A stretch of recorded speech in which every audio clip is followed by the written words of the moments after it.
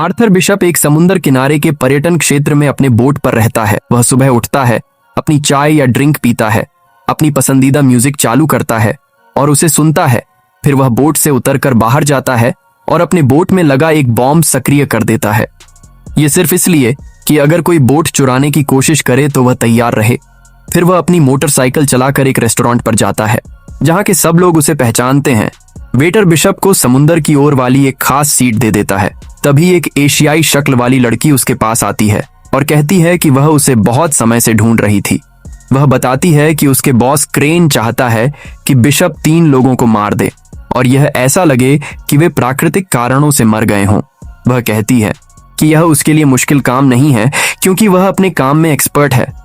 साथ ही वह धमकी देती है कि अगर वह राजी नहीं हुआ तो वह उसे सर्चिंग पार्टियों को बता देगी क्योंकि बिशप बहुत लोगों के लिए वांटेड है। उसने अपनी मौत का नाटक करके सब कुछ छोड़ दिया था और अब जिंदा घूम रहा है। बिशप देखते ही देखता है कि उस लड़की के साथ कुछ लोग खड़े हैं जो उसे धौंस भरी नजर से देख रहे हैं। वह लड़की से कहता है कि फोन करके बात कर और जब वह अपना फोन निकालता है तो वह लड़की की एक तस्वीर ले लेता है। जब लड़की बंदूक निकालने की कोशिश करती है तो बिशप उसे रोककर थप्पड़ मार देता है। फिर उस लड़की के साथ खड़े लोग बिशप पर हमला कर देते हैं पर बिशप बड़ी कुशलता से उन्हें हरा देता है। बाद में वह सुरक्षा कैमरों पर देखता है कि गुंडे उसकी ओर आ रहे हैं। बिशप रेस्तरां की दीवार से छलांग लगाकर केबिन कार की रस्सी पर लटक जाता है। वह लड़की कुछ लोगों के साथ उसके पीछे पीछे केबल कार में चढ़ जाती है और वहां मौजूद लोगों को धमकाकर बिशप को ढूंढने की कोशिश करती है पर बिशप उनसे ऊपर होता है। लड़की उस पर गोली चलाती है और उसे पकड़ने की कोशिश करती है पर बिशप छलांग लगाकर एक टूरिस्टों के लिए रखे हुए प्लास्टिक के फ्लोट पर उतर जाता है। रात को जब बिशप बोट पर वापस आता है तो वह थोड़ी दूर से वहां 2 लोगों की मौजूदगी देखता है जो उसके बोट की तलाशी ले रहे होते हैं। बिना सोचे विचारे वह अपना फोन निकालकर बोट को ही उड़ा देता है। फिर वह कुछ बड़े कंटेनरों के पास जाता है, एक कंटेनर खोलता है और अपना पासपोर्ट और अपनी पहचान से जुड़े कुछ सामान जला देता है। बाद में बिशप थाईलैंड के एक द्वीप पर जाता है और वहां एक ऐसी लड़की से मिलता है जिसे वह जानता था। वह लड़की उस द्वीप पर एक छोटे से होटल की मालकिन है। वह उसे उस कमरे में ले जाती है जहां वह पहले रहता था। बिशप उस कमरे में एक छिपा हुआ स्थान खोलता है और एक बैग निकालता है जिसमें कई फोन, हथियार और कई पासपोर्ट होते हैं। फिर वह रेस्तरां में ली गई उस लड़की की तस्वीर की तहकीकात करता है और उसे उस लड़की और एक शख्स के बारे में जानकारी मिलती है। उस शख्स का नाम क्रेन है। यही वह आदमी है जिसके लिए वह लड़की काम करती थी। जब जीना उस होटल में आती है और मालकिन से फर्स्ट एड मांगती है तो होटल की मालकिन जीना की हथेली पर पड़े चोट के निशान देख लेती है। मालकिन कहती है कि अगर और मदद चाहिए तो बताना, पर जीना कहती है कि उसे सिर्फ फर्स्ट एड किट चाहिए। रात में होटल के पास खड़े एक बोट पर मालकिन को दिखता है कि एक लड़की पर किसी ने हाथ उठाया है और वह उसे मदद के लिए बिशप के पास ले आती है। बिशप बोट पर पहुंचकर उस आदमी से बोलता है कि वह लड़की से दूर रहे, पर वह आदमी नहीं मानता और बंदूक निकालने की कोशिश करता है। बिशप उसे मारकर खत्म कर देता है और फिर लड़की को होटल ले आता है। बिशप जब बोट की तलाशी लेता है तो उसे वहां से जीना का पासपोर्ट मिलता है और वह देखता है कि जीना के फोन में उसकी खुद की तस्वीर है, वही तस्वीर जो उसने रेस्तरां में ली थी।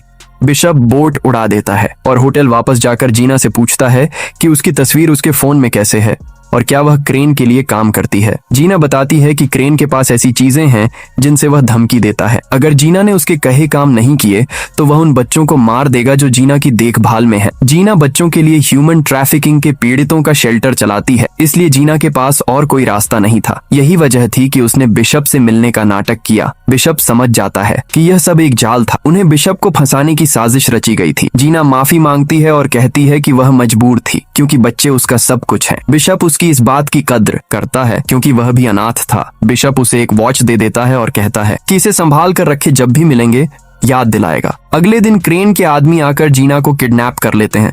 बिशप क्रेन को फोन करके मिलने के लिए कहता है।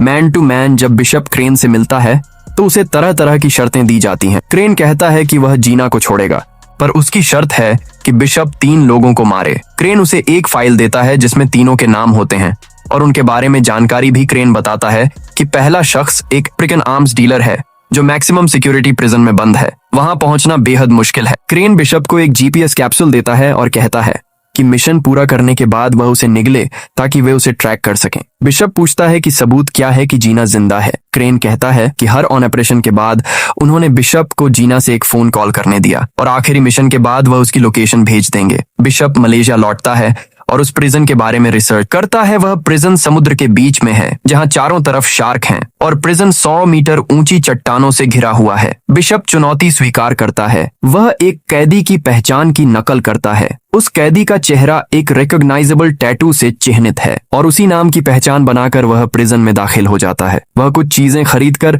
अपने मिशन की तैयारी करता है। दूसरे दिन कुछ घटनाओं के बाद उसे जेल में भेज दिया जाता है। जेल में बिशप पता लगाता है कि आर्म्स डीलर का नाम क्रिल है और उसने लिबेरिया के राष्ट्रपति की हत्या की थी। कई लोगों ने जेल में उसे मारने की कोशिश की थी। जब कोई कैदी क्रिल पर हमला करता है, बिशप बीच में आकर उसको बचाता है और बाद में क्रिल से डिनर के बहाने मिलता है। उस मौके पर बिशप क्रिल को मार देता है। ऐसा दिखता है कि उसकी मौत फूड पॉइजनिंग से हुई थी। फिर बिशप प्रिजन की दीवार उड़ा देता है। अपने शरीर पर शार्क रिपेलेंट सब्सटेंस लगाकर जीपीएस कैप्सूल निगल कर समुद्र में छलांग लगाता है और तैरता हुआ किनारे तक पहुंच जाता है। जब बोट वाले कैप्टन को संदेश मिलता है कि मिशन पूरा हुआ है तो क्रेन बिशप को एक वीडियो कॉल पर जीना से बात करने देता है, पर वह बताती है कि अब उसके पास 36 घंटे हैं अगले आदमी को मारने के लिए, वरना जीना को मार दिया जाएगा। क्रेन दूसरा आदमी बताता है, एड्रियन नाम का एक अरबपति जो माइनिंग के व्यवसाय में होने के साथ साथ ह्यूमन ट्रैफिकिंग में भी लिप्त है। वह ऑस्ट्रेलिया में रहता है और उसकी अपार्टमेंट स्काईस्क्रेपर की 28वीं फ्लोर पर है, जहां हर दरवाजा बुलेट प्रूफ और सेंसर लॉक्ड है। फिंगरप्रिंट सिस्टम्स लगे हैं। बिशप एक चाल चलता है। वह ऐसा दिखाता है जैसे वह नीचे की फ्लैट किराए पर लेना चाहता है। वह कीज की नकल बनवाता है, अपार्टमेंट की डिटेल्ड ड्राइंग बनाता है और ग्लास बॉम्ब्स तैयार कर लेता है। वह मेंटेनेंस वर्कर का भेस लेकर उस अपार्टमेंट में घुसता है, पूल के पास जाकर ग्लास बॉम्ब प्लांट करता है और बिलियनियर को मार देता है। ऐसा लगता है कि वह पूल के दुर्घटना में गिरकर मर गया। जब जीना बिशप से बात कर रही होती है, वह चालाकी से कैमरा से उस बोट का नंबर दिखाती है जिस पर वह रखी हुई है। इससे बिशप को पता चलता है कि बोट कहाँ है। बिशप हेलीकॉप्टर से उस स्थान पर पहुंचता है, बोट में घुसता है और कुछ गार्ड्स को मारकर आगे बढ़ता है, पर फिर वह पकड़ लिया जाता है। क्रेन बिशप को चेतावनी देता है कि अगर वह फिर से कोशिश करेगा तो उनका समझौता रद्द हो जाएगा। फिर क्रेन अंतिम मिशन बताता है। एक अमेरिकी आर्म्स डीलर जिसका नाम मैक्स है और जिसने बल्गेरियन कम्युनिज्म के एक स्मारक को खरीद रखा है, वह स्मारक एक पहाड़ी पर है और उसी पहाड़ी के अंदर सबमरीन्स की मरम्मत के लिए एक बेसिन छुपा हुआ है। वे सबमरीन्स इंटरकॉन्टिनेंटल मिसाइल से लैस हैं। यह मिशन सबसे खतरनाक है क्योंकि वहां बड़ी सावधानी और बहुत ताकत है। बिशप के 2 टारगेट्स खत्म करने के बाद मैक्स अपनी सिक्योरिटी बढ़ा देता है। बिशप के पास सिर्फ 48 आवर्स हैं। उसे पता चलता है कि मैक्स ने एक मेडिकल हेलीकॉप्टर बुलवाया है। बिशप एयरक्राफ्ट के नीचे छुपकर पहुंचता है, सर्वेलेंस कैमरास जैम करता है और गार्ड्स को पीट देता है। जब गार्ड्स मैक्स को सेफ रूम में ले जाने की कोशिश करते हैं तो बिशप एलिवेटर ब्लास्ट कर देता है। सेफ रूम में मैक्स को बिशप फेस टू फेस मिलता है। बिशप मैक्स से डील करता है फेक डेथ, क्रेन को फूल करने के लिए। फिर बेस में ब्लास्ट होता है, मैक्स बेसिन में गिरता है।